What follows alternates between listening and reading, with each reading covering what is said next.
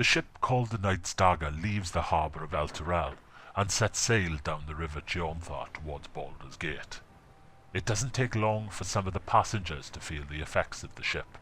Its long yet narrow hull rocks from side to side, causing Gunny to empty his guts on the deck.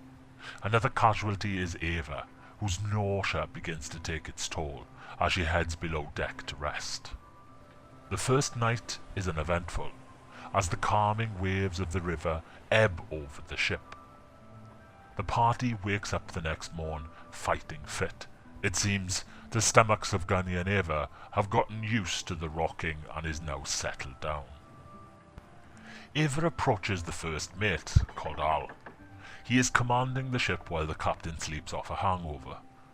Al is steering the ship when Ava approaches him, asking him all sorts of questions about sailing, which Al is only too happy to tell him about the ship's inner workings, including their maintenance. Al looks at the horizon. He exclaims. It looks like a storm is approaching. This will be a messy one, it seems. As the morning crept into midday, the skies began to darken. It felt like dusk when the first mate, explaining the sail system to Ava, saw something deep in the waters. Ava's elven eyes scanned for the disturbance and quickly spotted a whirlpool to the starboard. Yet this water disturbance was moving alongside to the ship. Ava shouted out to the group on deck to brace themselves. Just as she gave the command, the whirlpool shot out a current of water aimed at the deck of the ship. As it began to manifest itself into a form, its watery complexion reflected the surroundings on its body. And then it struck. It twisted its waterlogged body and thrust its appendages at Vimac, who dodged out of its way. The group shouted for help, and as quick as he could, Alistair charged up on deck and attacked the creature made of water with all his might. Gunny, seeing his chance, climbed as high as he could up to the crow's nest to aim his rifle down at the creature, shot after shot seeming to pass through the creature undisturbed. The rest of the crew fled below deck. But the weapons were hurting the creature as it reeled around and darted up the mast towards the cornered Gunny. Seeing this creature climb quickly, he wrapped himself in a rope and jumped off with a dagger in his hand.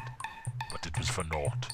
The wetness of the storm had made the plank slippery, as Gunny's attempt to jump off and attack the creature resulted in him falling helplessly towards the mass of water.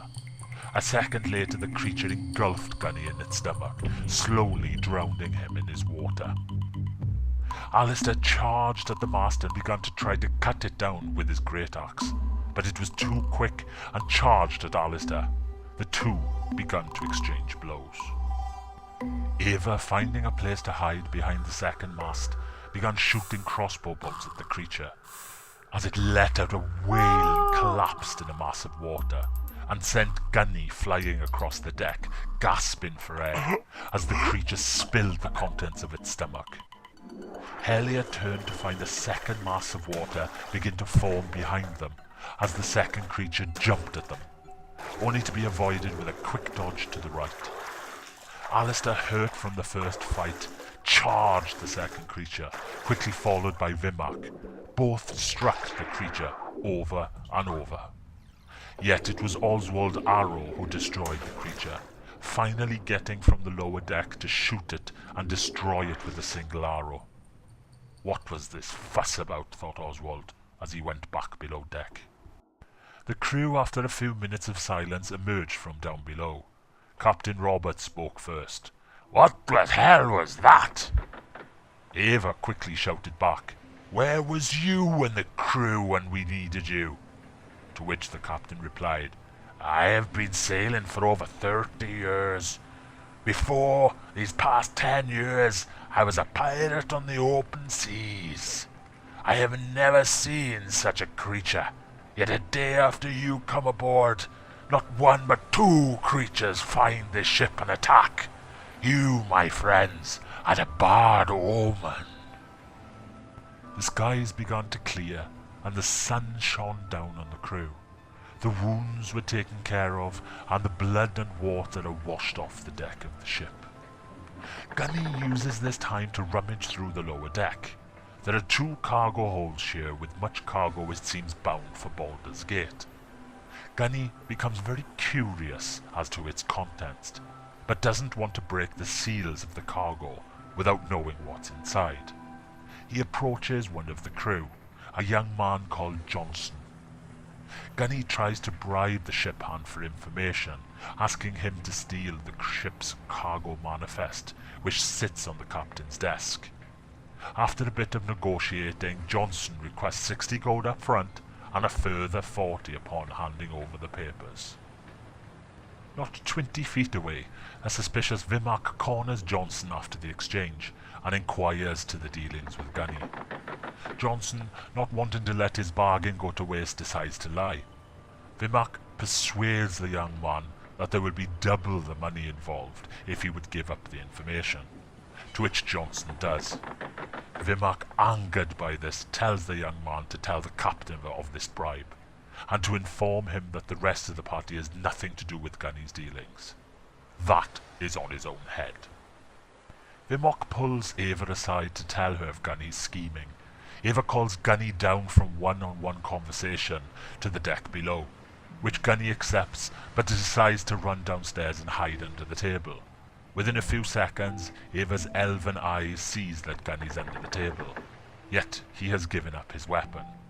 She draws up a chair and begins telling him of his obligations to listen, and leaves it at that. She tells him he has 10 minutes to decide on his fate and to meet him upstairs for his punishment in front of the captain and his crew. He comes up 10 minutes later, and Eva asks him to strip to his waist and to put his back against the mainsail. Gunny, seeing this as an overreaction, flees down below and hides out in the cargo hold. Eva spends the next few hours searching the entire ship for him, but Gunny evades Eva's attempts to find him. Eva does spot Gunny's rifle on the table and takes it to give it to Vimac for safekeeping. During this time, Helia overhears Johnson telling the hungover captain of the plot to steal the manifest, and perhaps the cargo itself. Much laughter can be heard from both of them. "Well, son," says Captain Roberts, "do you want to fuck over your old man and mutiny?" Another roaring laughter echoes through the closed captain's quarters. "Ah, well," says the captain's voice, "at least you made some easy gold." Eva, Helia and Vimac decide to approach the captain and distance themselves from the plot. The captain, bemused by this, says, "Well, I'm ferrying you to Baldur's Gate as a favour to Lord Flume. I am part of the Harpers, and I'm on my own mission to the Moonshare Isles west of Baldur's Gate, and the cargo is part of that mission. If Gunny wants that cargo, he is going to have to fight what's in the crates." Another roar of laughter goes up. Eva apologizes and leaves the captain in peace. She tells Vimac to keep an eye out for Gunny and climbs up to the crow's nest to have a better view of things. A few hours later into the night, Gunny sneaks out on deck and steals back his gun from Vimac's backpack, only to have Eva, who is laying in wait, shoot an arrow into Gunny, which drops him to the floor in a single strike. The group decides enough is enough, and throws Gunny in a makeshift cell in the bow of the ship. Helia, using her magic, forces Gunny to tell the truth for a short time. Gunny reveals he has put a hit on Eva, telling the group that if Eva steps off the ship and he doesn't, to have Eva killed. This causes a great deal of animosity in the group. Alistair decides that Eva should use her skills with her disguise kit to make Gunny look like Eva, and see what happens when they get to the harbour. Other questions are asked, and it is revealed that Gunny was the one who moved the egg from the wagon and hid it before the Harpy attack on the second journey north to Elturel. Also, Gunny reveals he has been planning to coerce Helia into making a love potion for him, so that he can make Eva fall in love. The group decide to keep him in the cell until they dock. An hour before they dock at Baldur's Gate, Eva forces Gunny to change into her clothes and disguises him to look like her. It is the best disguise anyone has ever seen before. For a split second, people believe there are actually two Avas, one slightly taller, but a perfect duplication in every way. The group disembark the vessel, and the captain wishes the group well on their journey, and mutters under his voice, "And I hope to never see us again."